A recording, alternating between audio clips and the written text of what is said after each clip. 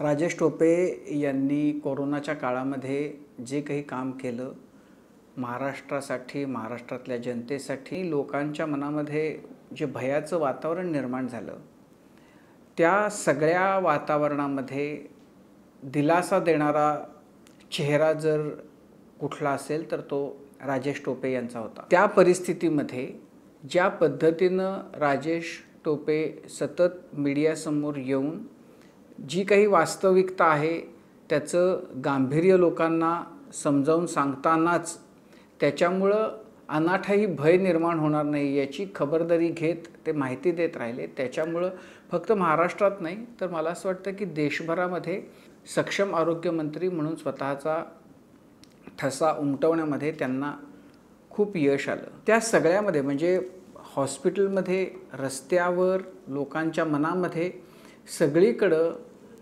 ज्या कुणामुळं लोकांच्या मनामध्ये आपल्या जगण्याच्या बद्दलची शाश्वती त्यांना वाटत राहिली, त्याच्यामध्ये राजेश टोपे यांचं नाव फार प्रामुख्यानं घेतलं पाहिजे।